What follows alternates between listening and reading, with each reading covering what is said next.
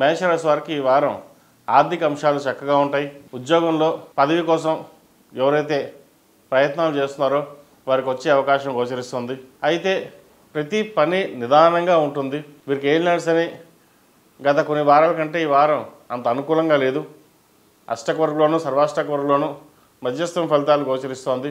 Mental stress ఎక్కువగా ఉంటుంది.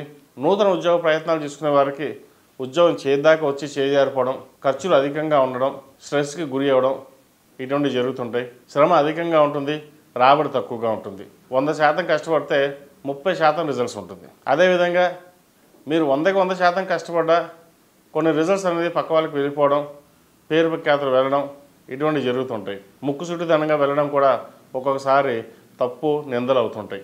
ఏది ఏమైనా సరే మీరు ఎలా ఉన్నారో అలాగే ఉండి వెళ్ళండి. అది అందరికీ అర్థం కాదు.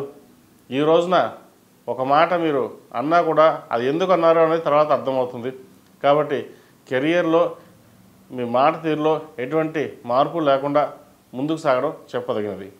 అదేవిధంగా వ్యాపారంలో కూడా గతంలో కంటే కొంచెం ఇబ్బందికరమైన వాతావరణం ఉంటుంది. వ్యాపారం నష్టం వచ్చే అవకాశం లేకపోలేదు. ఫైనాన్స్ పరంగా అప్పు చేయాల్సిన పరిస్థితి గోచరిస్తుంది. వాటి విషయంలో జాగ్రత్త వహించింది. భూ సంబంధించిన విషయ వ్యవహారాలు చక్కగా ఉన్నాయి. దూర ప్రాంత ప్రయాణాలు చేయవలసి వస్తుంది. భూ సంబంధించిన విషయ వ్యవహారాలు సానుకూలపడతాయి. అదేవిధంగా బంధువర్గంతో విభేద రకంగా చూసుకోవాలి. చిన్న చిన్న మాట పట్టింపుండే అవకాశం ఉంది. విద్యార్థులకు చాలా చక్కగా ఉందని చెప్పవచ్చు. భాగ్యాధిపతి వ్యయాధిపతి అయిన గురువు చతుర్థంలో ఉన్నారు.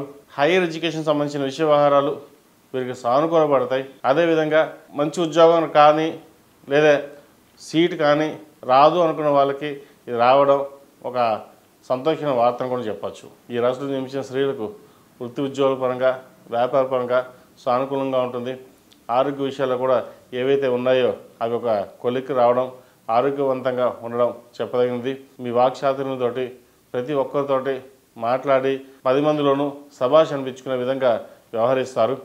ఒక హుందాగాను ఒక దర్జాగా ఎలా ఉండాలి 10 మందికి నేర్పించగలుగుతారు. 10 మందికి ఒక ఆదర్శంగా ప్రాయంగా కూడా మీరు నిలుస్తుంటారు. కూరగాయల వ్యాపారస్తులకు, హోటల్ మేనేజ్మెంట్ రంగాల వరకు గడిచిన కొన్ని వారాల కంటే మంచి లాభాలు వచ్చే విధంగా గోచరిస్తోంది.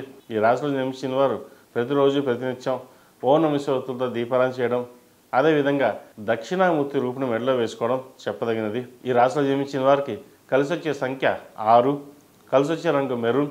నేను పని మీద బయటకు వెళ్ళేటప్పుడు బుధవారం కానీ శుక్రవారం వెళ్ళండి. మంచి ఫలితాలు సంప్రాప్తిస్తాయి.